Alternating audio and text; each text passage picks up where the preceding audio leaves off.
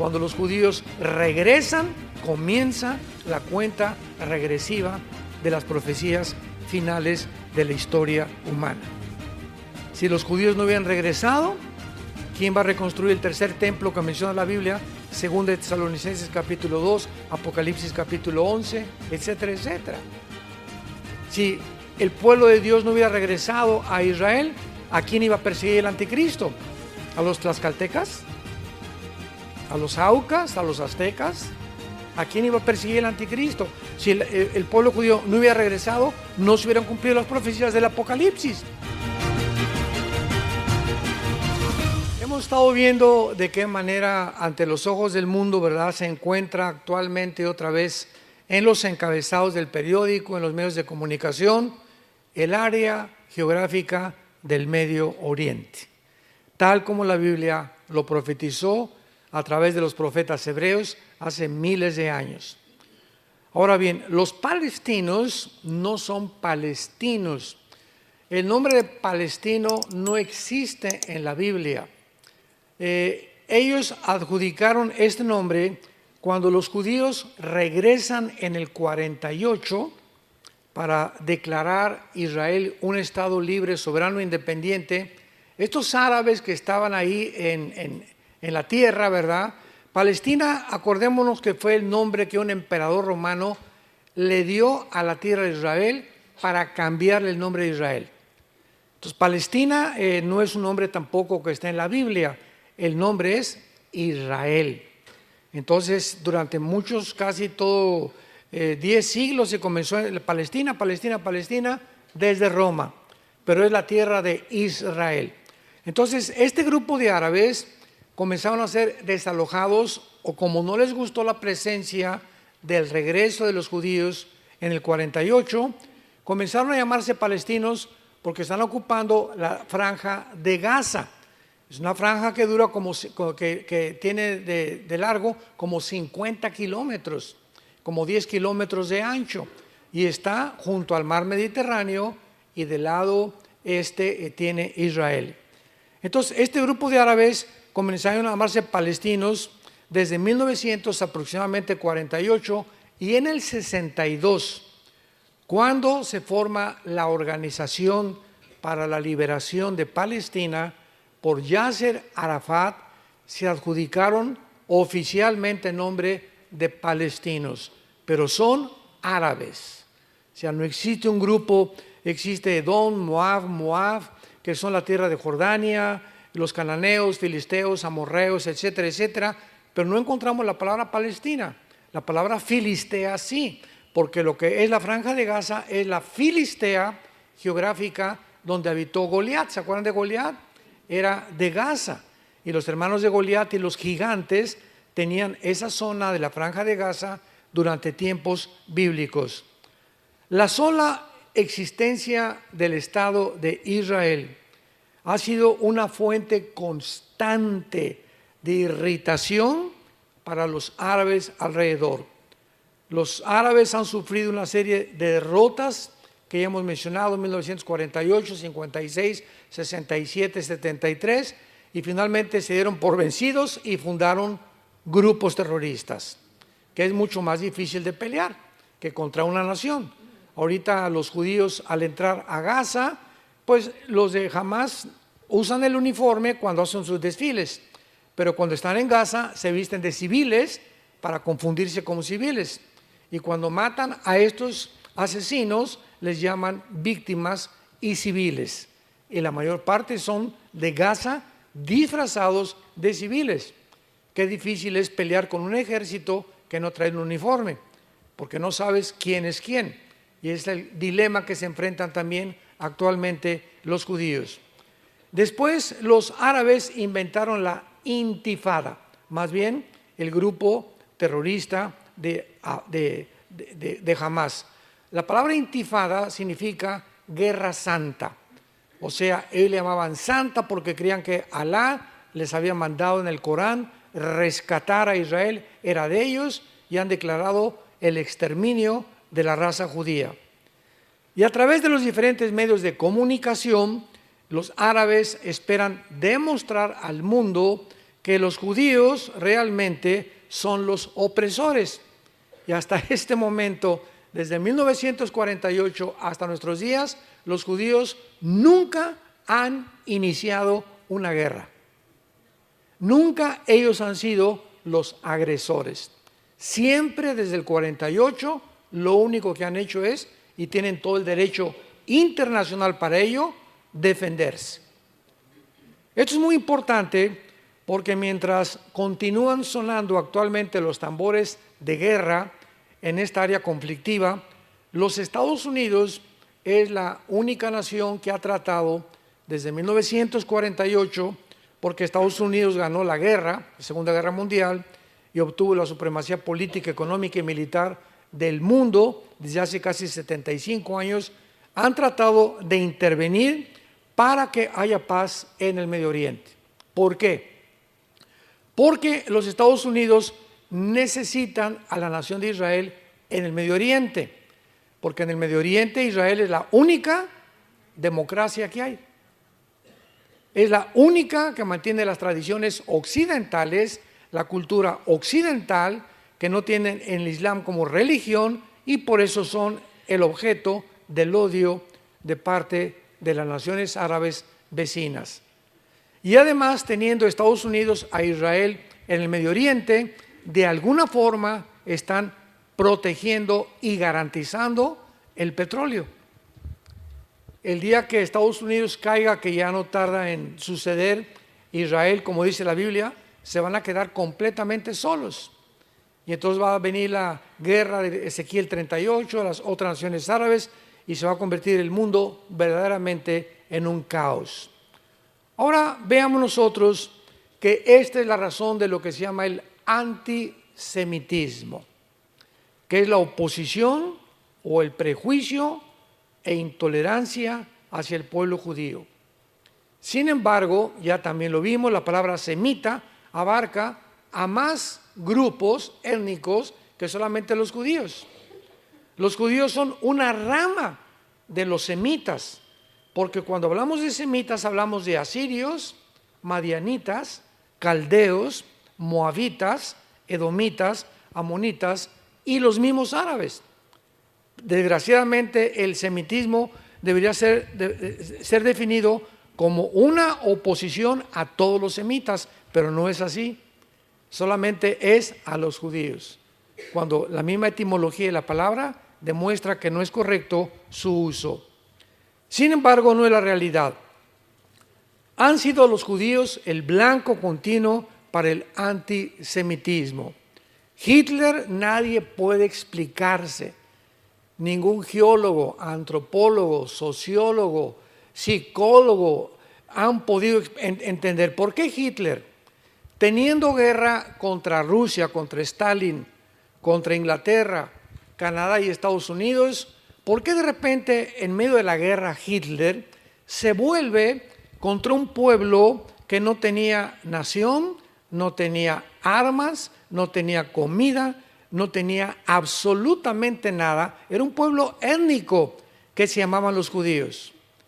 ¿De dónde sacó Hitler que este grupo pequeño que había en Europa eran enemigos más importantes que Rusia, que Inglaterra y que Estados Unidos? ¿De dónde sacó esa idea?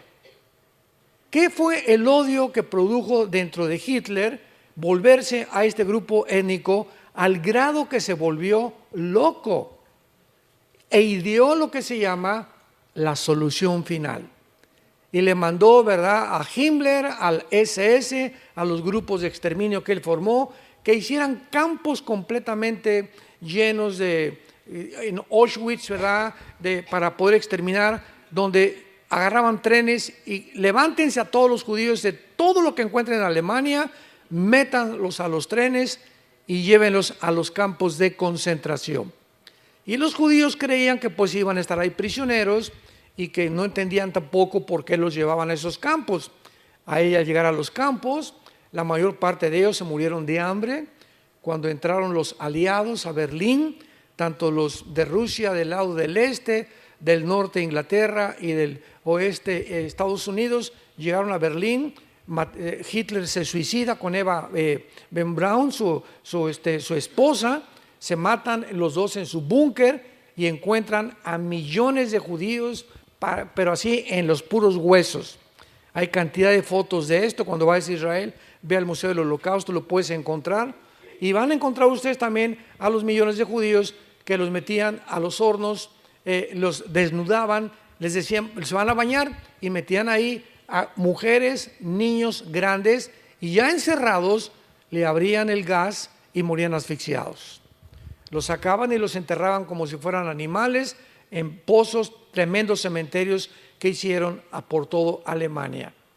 Cuando llegan los aliados, descubren todos estos horrores, y el casi 85% o el 90% de los alemanes, estoy hablando de 85 millones de alemanes, cultos, médicos, ingenieros, abogados, dentistas, licenciados. O sea, no estamos hablando de indígenas, estamos hablando de personas educadas. El 85 millones de alemanes fueron engañados y no detectaron realmente el veneno y el odio de Hitler por este grupo de judíos. Entonces los escritores, tú lees libros de la historia del Holocausto, vas a Israel al Museo del Holocausto y ves toda la historia de cómo los mataron, etcétera, etcétera, y han llegado inclusive los palestinos a negar que fue realidad. O sea, eso es absolutamente absurdo, ¿verdad? Y ridículo, ya es una locura. No, ni siquiera existió el Holocausto. Bueno, ve a ver las fotos y ve a ver todas las personas y los viejitos que tienen grabado el número tatuado que les grababan los nazis para distinguirlos que no fueran más que judíos. Entonces, ¿qué fue lo que puso este odio en Hitler? ¿Por qué se olvida de todos sus verdaderos enemigos y se concentra en un grupo que se llaman los judíos? La Biblia es el único libro que explica el odio de Hitler en contra de este grupo, esta raza judía, que es un grupo que él odiaba porque el mismo Satanás poseyó a Hitler. Él se levantaba a las 2, 3 de la mañana, Hitler gritando, y le decía a Eva Braun, su esposa, me están persiguiendo, empapado en sudor. Las mismas características que tuvo Sigmund Freud. Sigmund Freud se levantaba a las 1, 2 de la mañana, empapado en sudor, gritándole a su esposa. En las mismas apariciones que tuvo Hitler también. Qué interesante está esto. Ya cuando unimos las piezas del rompecabezas, comenzamos a entender lo que había detrás de muchos hombres que se lanzaron como disques salvadores de la humanidad. Entonces, este odio, ¿verdad?, es producido por Satanás. ¿Por qué quería destruir Hitler a los judíos? Porque Satanás, Apocalipsis capítulo 2. Vayamos a Apocalipsis 12. Vean ustedes qué cosa más maravillosa es la Biblia. Dice en Apocalipsis capítulo 12, versículo 12, por lo cual alegraos cielos y los que moran en ellos. ¡Ay de los moradores de la tierra y del mar! Porque el diablo ha descendido a vosotros con gran ira, sabiendo que tiene poco tiempo. El diablo, aunque no conoce específicamente ni el día del rapto, ni el día de la venida del Señor, sabe y calcula por la cronología que Dios dejó en la Biblia los tiempos, pero no el tiempo kairos, el tiempo exacto. Entonces, el diablo sabía que si los judíos regresaban a su tierra, comenzaría a contar la cuenta regresiva, Dios, de las profecías finales. Entonces, el diablo tenía que impedir, de alguna forma previó que iban a regresar a su tierra, porque desde que Teodoro Herzl, en el siglo XIX, fue un judío, comenzó a pensar en el sionismo, que es la idea de los judíos de recuperar la tierra, el diablo se dio cuenta que ya estaba moviéndose, se hace la declaración Balfour, 1917, los ingleses están de acuerdo en que regresen a su tierra, y Hitler surge como primer ministro de Alemania. El diablo tenía que destruir a los judíos. ¿Y quién fue su instrumento? Adolfo Hitler. ¿Por qué? Porque ya lo dijimos en la conferencia anterior, cuando los judíos regresan, comienza la cuenta regresiva de las profecías finales de la historia humana. Si los judíos no hubieran regresado, ¿quién va a reconstruir el tercer templo que menciona la Biblia? Según de Tesalonicenses capítulo 2, Apocalipsis capítulo 11, etcétera, etcétera. Si el pueblo de Dios no hubiera regresado a Israel, ¿a quién iba a perseguir el anticristo? ¿A los tlaxcaltecas? ¿A los aucas? ¿A los aztecas? ¿A quién iba a perseguir el anticristo? Si el pueblo judío no hubiera regresado, no se hubieran cumplido las profecías del Apocalipsis, que menciona al pueblo judío y a 12,000 de cada tribu, que Apocalipsis 7, que van a ser los últimos evangelistas del mundo. La iglesia va a fracasar en evangelizar el mundo, la iglesia es sacada del mundo, Dios se regresa otra vez con los judíos y van a ser 144,000 evangelistas judíos los que van a terminar la profecía. Será predicado este evangelio y entonces vendrá el fin. La iglesia va a fracasar en evangelizar al mundo por la apostasía en que la iglesia se encuentra actualmente. Entonces todo esto no se hubiera cumplido si los judíos no hubieran regresado y no tuvieran patria.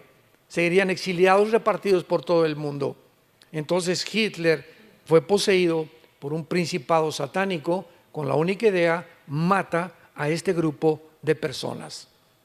Y la gente no lo explica ni psicológica, ni psiquiátricamente, ni antropológicamente, por qué Hitler tenía ese odio con este grupo étnico llamados los judíos. Ahora ustedes lo entienden. Porque era importantísimo para el diablo impedir que formaran una nación, que se independizaran, porque entonces comenzaría su cuenta regresiva a contar. Y dice Apocalipsis, sabiendo que tiene poco tiempo. Ahora veamos claramente en Apocalipsis 12, que es todo el capítulo que se dedica principalmente a Israel. Que Juan, dice el versículo 1, ve una señal en el cielo. Apareció en el cielo una gran señal. ¿Qué es una señal? Es un objeto pintado con letras que te apuntan y vas en la carretera y ves una señal que dice curva. ¿Qué es esa señal? Te está mostrando que hay una vuelta y que reduzca la velocidad. Vas por otro lado y dice Houston, una señal que te dice cuál es el camino a Houston. ¿Qué es una señal? Es algo que apunta hacia adelante. En conclusión, ¿correcto?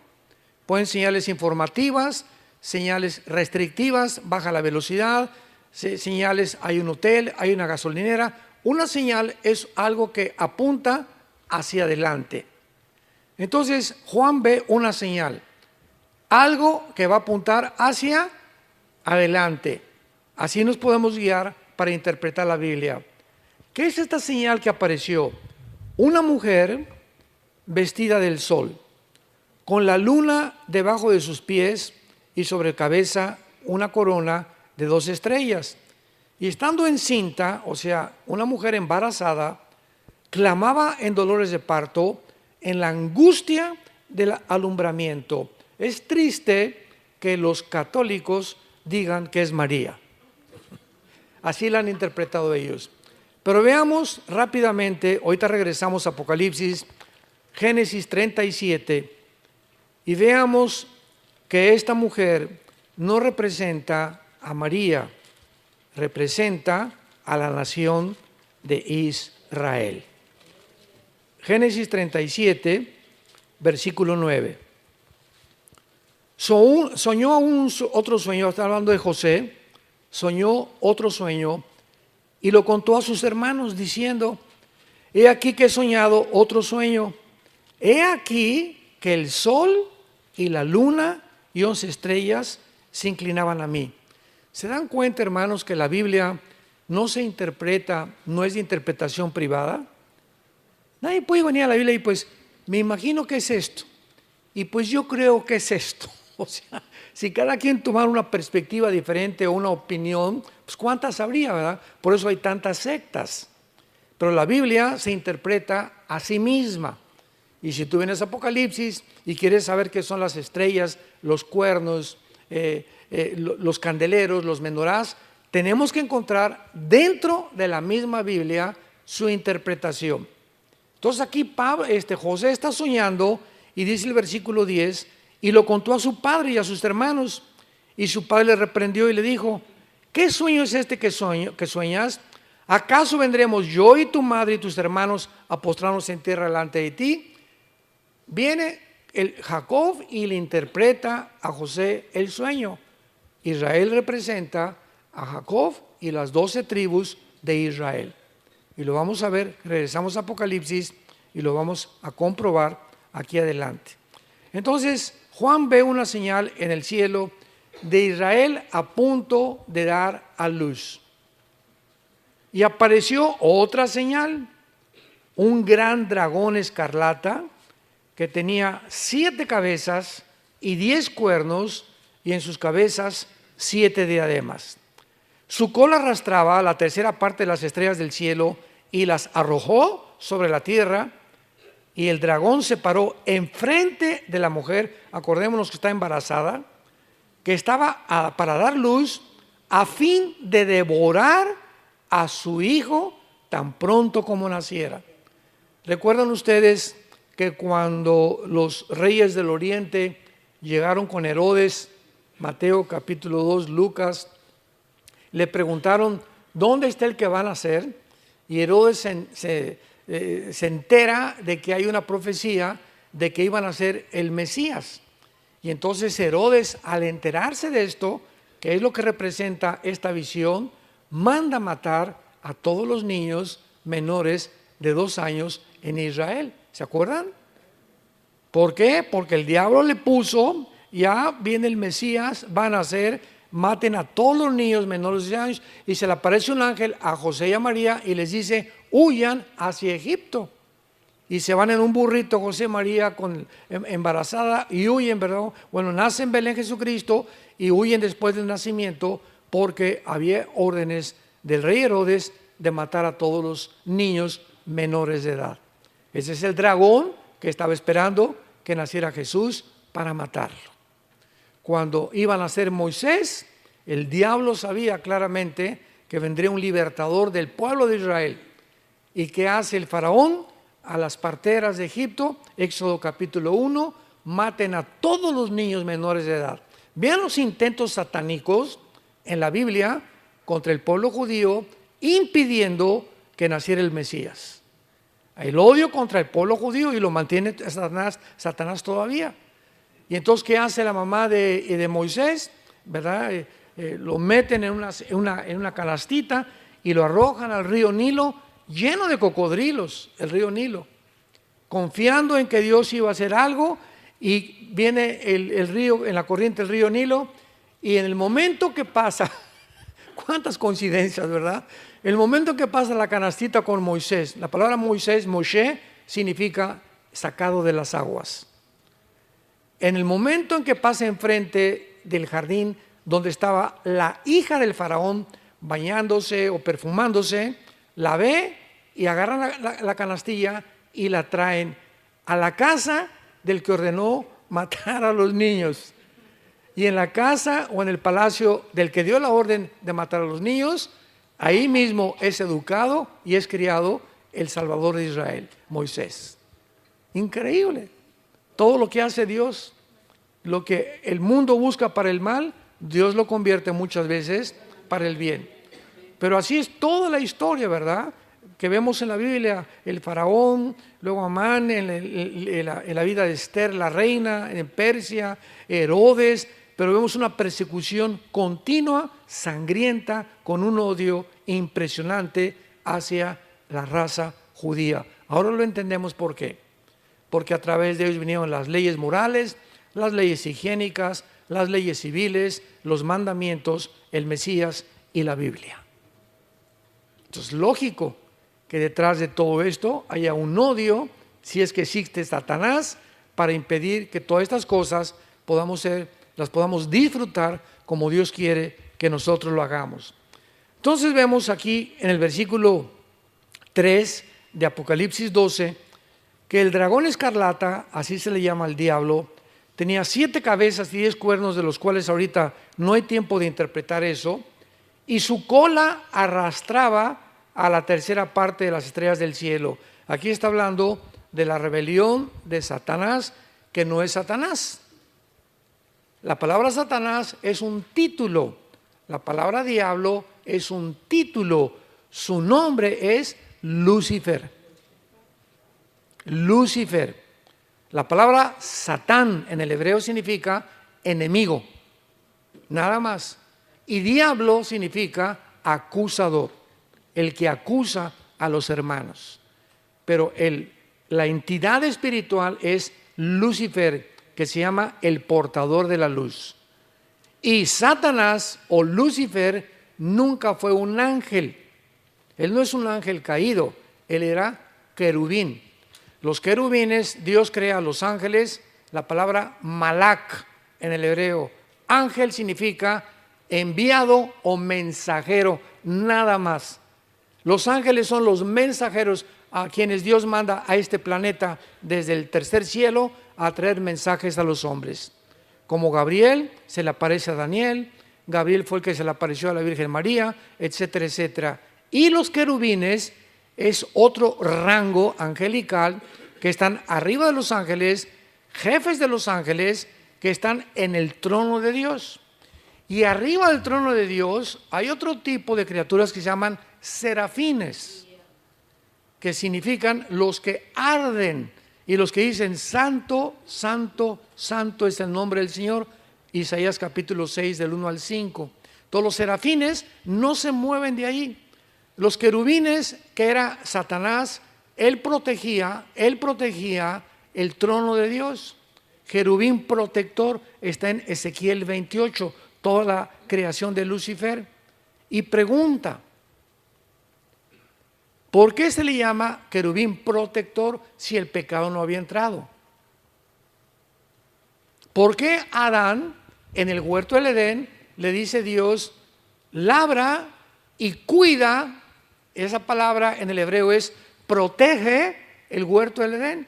¿Protegerlo de quién? Los leones no mordían, no había veneno. Ahorita lo explico. Qué interesante, ¿verdad? ¿Nunca se han hecho esas preguntas? ¿Por qué nunca me las hacen? Ya cuando comenzamos a rascar la Biblia hay 1500 preguntas. Un cristiano que no tenga preguntas no lee la Biblia. En primer lugar, cuando Dios crea a los ángeles allá en el cielo, a los querubines, creó Dios a todas las criaturas con el potencial que pudieran revelarse. Cuando Dios creó el universo, Dios tenía 3 opciones. 1, no crear nada. Nada, así podía existir el Padre, el Hijo y el Espíritu Santo por los siglos de los siglos, porque Dios no necesita nada ni nadie. Número 2, crear criaturas que nunca se rebelaran, que nunca tuvieran la opción de volverse en contra de Él. Y número 3, Dios consideró en su sabiduría crear criaturas, tanto ángeles como seres humanos, que tuvieran la opción de escoger rebelarse voluntariamente contra Él. Vamos por orden. Número 1, filosóficamente no se puede comparar la nada con lo algo, que fue el clamor de Job en el capítulo 1 y 2 de Job, ¿se acuerdan? Job estaba tan alto, dijo, Señor, ¿por qué no morí al nacer? ¿Para qué nací? Hubiera mejor sido un aborto, dijo Job. He nacido para sufrir, para eso me trajiste al mundo. Él quería comparar que hubiera sido mejor no existir a existir. Más adelante se lo explica Dios. Entonces está descalificada la primera opción porque no puedes compararte nunca que la nada es mejor que lo algo. Número 2, si Dios hubiera creado un universo con criaturas que nunca hubieran tenido la opción de pecar, hubiéramos sido robots. Nos hubiera dado Dios cuerda, ámame, ámame, ámame, ámame, ponernos un chip, ¿verdad?, en la que siempre estuviéramos dirigiendo nuestra atención hacia Él. Y en tercer lugar, Dios optó por crear criaturas que tuvieran la libertad de escoger entre el bien y entre el mal voluntariamente y finalmente juzgar a las personas que le rechazaron con las evidencias que él dejaba para que pudiera haber un universo de criaturas que le amaran voluntariamente. Ahora, fíjense ustedes en lo siguiente. Esto lo podemos aplicar políticamente. Si en un país solamente hay un candidato, como está pasando en todos lados, porque es un circo que hay otros candidatos, ya sabemos quién va a ganar, ya están apartados los que van a ganar. Entonces, realmente, en un país donde no hay una democracia limpia, no es democracia, porque la palabra demócratos en el griego significa el gobierno del pueblo. El pueblo escoge a sus gobernantes sin opresión ni presión de ninguna circunstancia. Entonces, cuando no hay dos candidatos, ¿hay libertad? Pues no hay libertad, porque solamente uno va a salir, ya está designado ese. Entonces tiene que haber dos caminos siempre, el bien o el mal. Además, si yo no conozco el mal, ¿cómo conozco el bien? Si Cristo no hubiera muerto en la cruz, ¿cómo hubiéramos conocido su amor? ¿Cómo hubiéramos estado convencidos de que Dios nos ama? Pero cuando yo conozco el mal y nazco en el mal y nazco en el pecado y veo lo que el pecado ha hecho en mi vida y veo el amor de Dios en la cruz, puedo apreciar realmente que Dios me ama, reconozco mi condición y corro a la cruz porque encuentro la paz y la armonía y el perdón y la misericordia que mi alma necesita. Porque de tal manera amó Dios al mundo que dio. ¿En dónde demostró Dios su amor? Nos mandó palomitas del cielo. No, nunca mis hijos se van a enfermar, nunca va a haber guerras, nunca va a haber nada. No, Dios mostró su amor en una cruz. Como decía Billy Graham, el gran evangelista del siglo pasado, cada vez que tengo un problema, yo tuve el privilegio de estar con él 2 días en Acapulco, en México. Me escogieron a mí para ser su intérprete cuando fue a México. Fue un privilegio que Dios me dio en 1983-85 del siglo pasado. Y nos dijo Billy Graham a él, a mi hermano que estaba conmigo, que es menor que yo, y a mí. Me dijo, cada vez, Armando, que yo veo hacia el pasado y dudo de Dios, y tengo problemas porque siempre todos tenemos dudas de Dios, si será o no será, si es esto o aquello, lo único que hago es siempre voltear y ver la cruz. Me quedó grabado, como no se imaginan, en mi alma. Ya no me pongo a pensar en ninguna otra cosa, solamente sé que Dios me ama, ahí está la cruz. Y aunque no lo entiendas y pasen cosas que parezcan contradictorias en tu vida, ve la cruz. Dios te ama. De tal manera que dio a su Hijo en nuestro lugar. Esto es entonces lo que la Biblia revela de la rebelión. Y dice el versículo 5, y ella dio a luz un hijo varón. Sabemos que es Jesús, que regirá con vara de hierro a todas las naciones, y su hijo fue arrebatado por Dios y para su trono. Aquí nada más en el versículo 5 hay 2000 años de diferencia. Porque cuando nació Jesús no gobernó con vara de hierro, lo hará cuando baje del trono de Dios. Ascendió al cielo y va a regresar a gobernar con vara de hierro en el reino mesiánico o en el reino milenial. Y la mujer, ya sabemos que Israel, ¿se acuerdan? Ahora entendemos, la mujer, o sea Israel, huyó al desierto, donde tiene lugar preparado por Dios para que allí la sustenten por 2060 días, o sea, 3 años y medio. ¿Se acuerdan de Mateo 24:15? Ya tenemos otra pieza de rompecabezas. Jesús les dice a los judíos, Mateo 24 es específicamente a los judíos. En Mateo 24 no es el rapto, porque el rapto no estaba en el Antiguo Testamento. Recordamos, el rapto fue un misterio revelado en el Nuevo Testamento. Entonces no encontramos en los evangelios el rapto, no encontramos en el Antiguo Testamento el rapto. Encontramos tipos como Elías, que fue sacado al cielo, y Enoc, capítulo 5 de Génesis, y que no gustaron la muerte, fueron llevados por Dios de una forma sobrenatural, y Elías fue llevado y Enoc fue traspasado al cielo para no ver muerte. Son tipos del rapto, pero la doctrina específica que iba a haber una generación como Enoc y como Elías no existía en el Antiguo Testamento. Entonces, ¿qué dice Mateo 24:15? Jesús a los judíos, cuando veáis la abominación desoladora que profetizó Daniel, Cuando vean que el anticristo, aquí ya son los 3 años y medio de la primera parte de la tribulación, cuando vean que el anticristo entra al templo y pone una estatua de él, y violando, blasfemando ya el nombre de los judíos y traicionando el pacto con los judíos, en ese momento huyan a los montes. Y la mujer, después que Dios vio esto, huyó al desierto. Y que este lugar se llama Petra, que está al sur de Jordania. No sé cuántos de ustedes nos han acompañado cuando hemos ido a Israel, pero Petra es una ciudad de Aladino y el país de la lámpara maravillosa.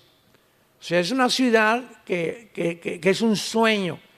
Tú llegas a Petra y antes de llegar hay un camino, pues como de aquí donde está esa bocina, así nada más, cabe una carreta con caballos y todo es empedrado, todo es pura tierra. Y es como casi 1 kilómetro, ahí te deja el camión y nos bajamos todos, comenzamos a caminar y al llegar a Petra te quedas así, ¿qué es esto? Es una ciudad incrustada en los montes, en las piedras, llena de camellos. Me acuerdo que a nuestra hija Salén me estaban ofreciendo 25 camellos por ella. Siempre mi hija se acuerda de eso, por cierto, se acaba de casar hace 1 mes y medio, era la más chiquita que teníamos en la familia. Y llegó un árabe, ¿verdad? Y 25 camellos, y dije, no. Y total que nos seguimos caminando. Está soñando en está en el desierto, pero todo es impresionante, las construcciones de Petra, es un sueño, que no sé ni cómo lo pudieron haber construido así. Y nos alcanza el árabe como a los 5 minutos, 40 camellos por tu hija. Le dije, te dije que no, por el amor de Dios. Y vamos a comer, falta como 40 minutos y me estaban esperando afuera, 500 camellos por tu hija. Le dije, ni aunque me des 1.000.000 de camellos por mi hija te voy a dar nada. Pero es algo maravilloso, pero esta es precisamente la profecía que está relacionada con Mateo 24:15. La mujer huyó al desierto, donde Dios tiene preparado para ella que allí la sustenten por 1260 días. Vean esta profecía en Isaías 27 también. Isaías 26, perdón. Isaías 26, versículo 20 y 21. Todo esto está hablando del mismo tiempo y del mismo pueblo de Israel. Isaías 26, 20 y 21. Anda, pueblo mío, entra en tus aposentos, cierra tras sí tus puertas, escóndete un poquito por un momento en tanto que pasa la indignación, o sea, la persecución del anticristo. Porque he aquí Jehová sale de su lugar para castigar al morador de la tierra por su maldad contra él. Y la tierra descubrirá la sangre derramada sobre ella y no encubrirá ya más a sus muertos. Aquí está hablando Isaías hace 2700 años, lo que después, 700 años después de Isaías, escribió el apóstol Juan. Y en penúltimo lugar, aquí mismo en Apocalipsis 12 regresamos, que van a estar protegidos los judíos, o un remanente de los judíos, por 42 meses, o tiempo y tiempo, si la mitad de un tiempo, o 1260 días. Y va a ser en ese tiempo, ya estamos al final de la tribulación, cuando hubo una gran batalla en el cielo. Miguel y sus ángeles luchaban contra el dragón, y luchaban el dragón y sus ángeles, pero no prevalecieron, ni se halló lugar para ellos en el cielo. Y fue lanzado fuera el gran dragón, la serpiente antigua que se llama Diablo y Satanás, el cual engaña. ¿Cómo termina la Biblia? Que el mundo seguirá siendo engañado, como actualmente. Ya no saben quién es el bueno, quién es el malo, quién es hombre, quién es mujer, si la vacuna es buena, si la vacuna es mala, si ese gobierno, si aquel gobierno. El mundo está en tinieblas, está en un caos el mundo entero, sumergido en una confusión, una falsa de identidad impresionante. El diablo, hay un poder, una energía satánica alrededor de los gobernantes y de las personas en el mundo que nos impide ver realmente cuál es el camino que hay que seguir. Jesús dijo, el que me siga tendrá la luz de la vida. La única luz, no hay otra. La única luz que hay en el mundo es esto.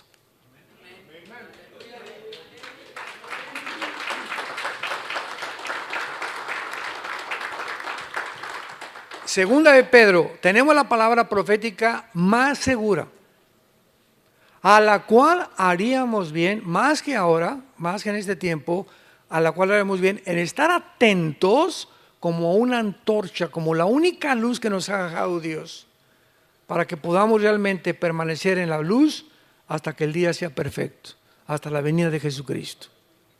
Tú te separas de este libro un día, 2, 3 días, ya como dijimos, sin que te des cuenta, vas a tomar malas decisiones. Vas a comprar un carro que no ibas a comprar una casa que no ibas a comprar, una cosa que no ibas a comprar, vas a dar un consejo equivocado a tu esposo o a tu hijo, etcétera, etcétera. Vas a comenzar a darte cuenta. ¿Por qué? Porque en esos 3 días tú has considerado que no necesitas una guía, que no necesitas estar en comunión con Dios. Día y noche le dice Dios a Josué, de día y de noche. Te levantas en la palabra, medítala, guárdala, escríbela en tu corazón y antes de acostarte también. Señor, pero yo nada más a las 12 del día. O que la canción, de día y de noche dice la Biblia.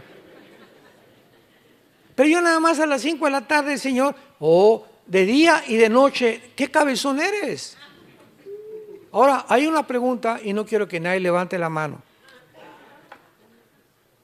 ¿Cuántos de ustedes, al levantarte y antes de acostarte, tienes un tiempo con este libro? ¿Por qué dices que crees en la Biblia y que tienes fe cuando no haces lo que Dios te manda? ¿Qué es la fe? Creer lo que Dios dice. Y la única forma de mostrarlo es que obedezco lo que dice. Pero si yo ni siquiera de día y noche, pasan 2, 3 días y ni siquiera tengo contacto con la Biblia y me llamo cristiano. Y hermano, sáqueme este espíritu. ¿Y por qué estoy desanimada? ¿Y por qué esto? Y volví a caer en el pecado. Y volví a caer en el alcohol. Y tengo este problema y soy paranoico y tengo en la noche se me aparecen espíritus que me gritan que me van a matar y mi esposa, mi matrimonio no ha funcionado. ¿Por qué? Porque estamos lejos de Dios. ¿Qué fue lo que dijo Jesús? Juan 15, 5, separados de mí, 0. No hay absolutamente nada que yo pueda hacer sin tener relación con Jesús y sin permitirle a Jesús tomar mi vivir dentro de mí.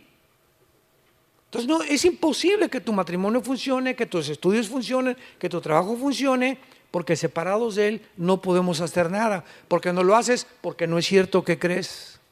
No es verdad que crees, porque si creyeras, lo obedecerías. ¿Y quién es el que guarda mi voluntad y mis mandamientos? El que me sigue hasta el final, y cuando ustedes me sigan, conocerán la verdad, y la verdad los hará libres. Tenemos que, más que nunca, santos de Dios, en este tiempo, vivir cerca de Dios. No se imaginan, no tienen idea todos ustedes lo que se viene sobre el mundo. Las cosas no van a mejorar, ni políticamente, ni religiosamente, ni filosóficamente, ni científicamente, ni en ninguna academia religiosa que puedan ustedes conocer o estudios que puedan ustedes conocer. En ninguna área de la vida va a funcionar. El mundo está a la orilla de un abismo a punto de caer. La humanidad está a punto de caer. El ser humano ha fracasado como ser humano por sacar de la ecuación a Dios. Los únicos que van a sobrevivir, los únicos que van a tener dirección, los únicos que van a realmente a saber, a no tener miedo hasta el fin, son los que seguimos a Jesús. Y hasta que tú no entres y entiendas eso en tu cabecita, y te arrepientas hoy mismo de tu vida que llevas, tan superficial y tan carnal, nunca podrás conocer la verdad. Y estas tinieblas que van a cubrir el mundo te desviarán de tu camino y del propósito por el cual fuimos creados. Te damos gracias, Señor, en esta tarde por tu palabra.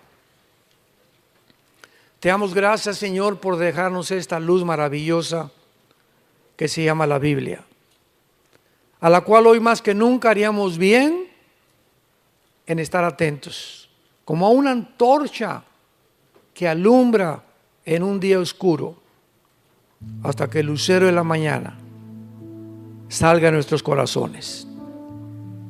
Te damos gracias, Señor, porque nos has llamado a vivir cerca de ti, a conocerte y saber que realmente nuestros corazones sean afirmados, irreprensibles en santidad delante de ti, hasta la venida de nuestro Señor Jesucristo con todos sus santos.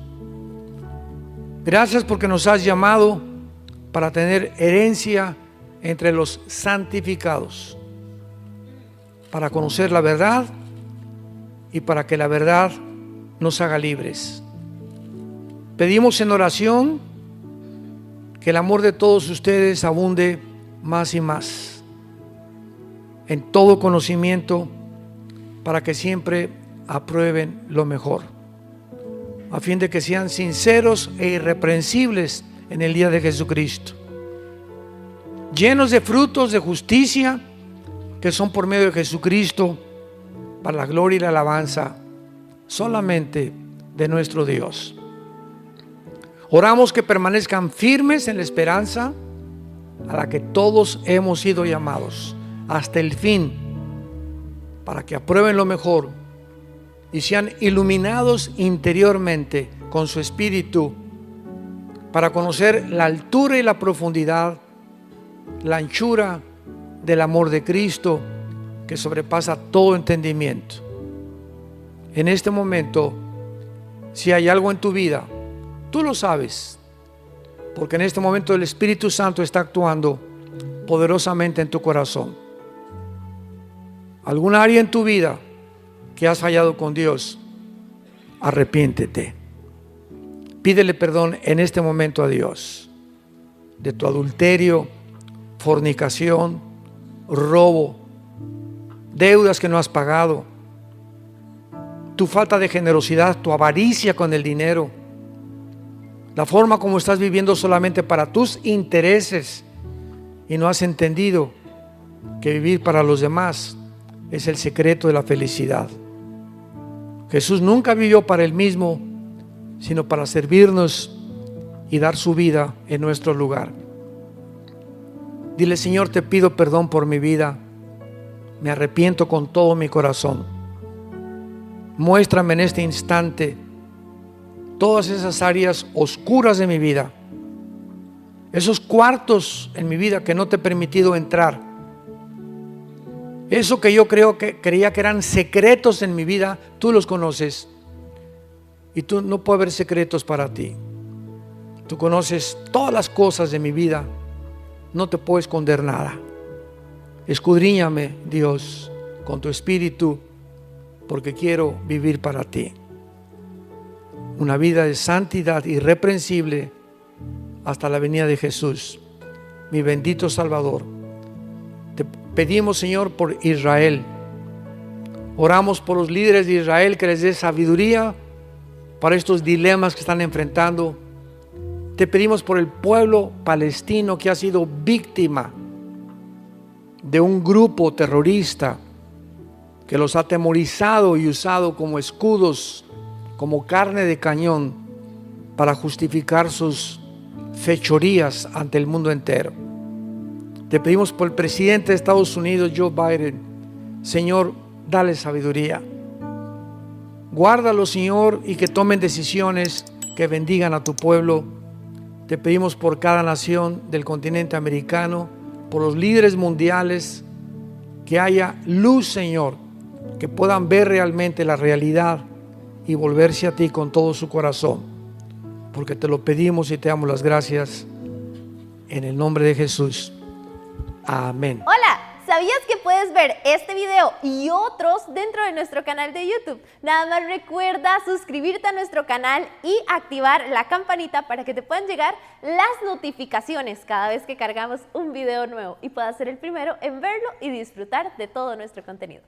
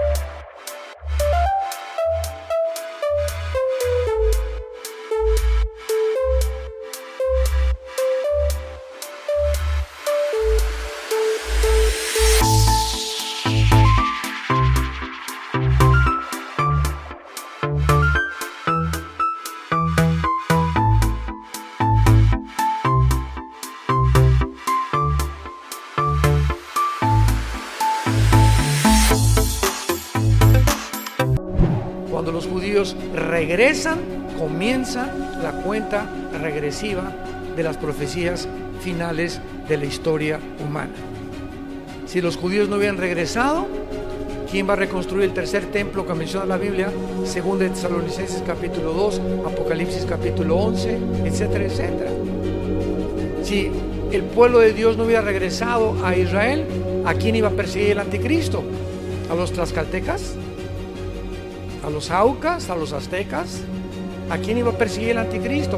Si el pueblo judío no hubiera regresado, no se hubieran cumplido las profecías del Apocalipsis. Hemos estado viendo de qué manera ante los ojos del mundo, ¿verdad?, se encuentra actualmente otra vez en los encabezados del periódico, en los medios de comunicación, el área geográfica del Medio Oriente, tal como la Biblia lo profetizó a través de los profetas hebreos hace miles de años. Ahora bien, los palestinos no son palestinos. El nombre de palestino no existe en la Biblia. Ellos adjudicaron este nombre cuando los judíos regresan en el 48 para declarar Israel un estado libre, soberano, independiente. Estos árabes que estaban ahí en la tierra, ¿verdad? Palestina, acordémonos que fue el nombre que un emperador romano le dio a la tierra de Israel para cambiarle el nombre de Israel. Entonces, Palestina no es un nombre tampoco que está en la Biblia. El nombre es Israel.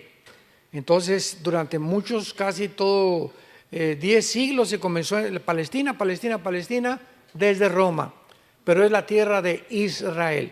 Entonces, este grupo de árabes comenzaron a ser desalojados o como no les gustó la presencia del regreso de los judíos en el 48, comenzaron a llamarse palestinos porque están ocupando la franja de Gaza.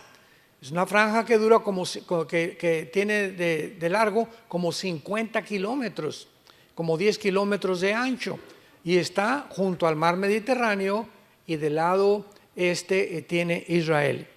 Entonces, este grupo de árabes comenzaron a llamarse palestinos desde 1900 aproximadamente 48, y en el 62, cuando se forma la Organización para la Liberación de Palestina por Yasser Arafat, se adjudicaron oficialmente el nombre de palestinos, pero son árabes.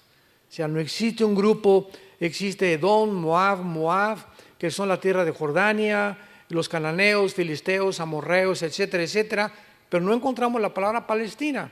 La palabra Filistea sí, porque lo que es la franja de Gaza es la Filistea geográfica donde habitó Goliat. ¿Se acuerdan de Goliat? Era de Gaza, y los hermanos de Goliat y los gigantes tenían esa zona de la franja de Gaza durante tiempos bíblicos. La sola existencia del Estado de Israel ha sido una fuente constante de irritación para los árabes alrededor. Los árabes han sufrido una serie de derrotas que ya hemos mencionado, 1948, 56, 67, 73, y finalmente se dieron por vencidos y fundaron grupos terroristas, que es mucho más difícil de pelear que contra una nación. Ahorita los judíos, al entrar a Gaza, pues los de Hamas usan el uniforme cuando hacen sus desfiles, pero cuando están en Gaza se visten de civiles para confundirse como civiles, y cuando matan a estos asesinos les llaman víctimas y civiles, y la mayor parte son de Gaza disfrazados de civiles. Qué difícil es pelear con un ejército que no trae un uniforme, porque no sabes quién es quién, y es el dilema que se enfrentan también actualmente los judíos. Después los árabes inventaron la intifada, más bien el grupo terrorista de Hamas. La palabra intifada significa guerra santa, o sea, ellos le llamaban santa porque creían que Alá les había mandado en el Corán rescatar a Israel, era de ellos, y han declarado el exterminio de la raza judía. Y a través de los diferentes medios de comunicación, los árabes esperan demostrar al mundo que los judíos realmente son los opresores. Y hasta este momento, desde 1948 hasta nuestros días, los judíos nunca han iniciado una guerra. Nunca ellos han sido los agresores. Siempre desde el 48, lo único que han hecho es, y tienen todo el derecho internacional para ello, defenderse. Esto es muy importante porque mientras continúan sonando actualmente los tambores de guerra en esta área conflictiva, los Estados Unidos es la única nación que ha tratado desde 1948, porque Estados Unidos ganó la guerra, la Segunda Guerra Mundial, y obtuvo la supremacía política, económica y militar del mundo desde hace casi 75 años, han tratado de intervenir para que haya paz en el Medio Oriente. ¿Por qué? Porque los Estados Unidos necesitan a la nación de Israel en el Medio Oriente, porque en el Medio Oriente Israel es la única democracia que hay. Es la única que mantiene las tradiciones occidentales, la cultura occidental, que no tienen el Islam como religión, y por eso son el objeto del odio de parte de las naciones árabes vecinas. Y además, teniendo Estados Unidos a Israel en el Medio Oriente, de alguna forma están protegiendo y garantizando el petróleo.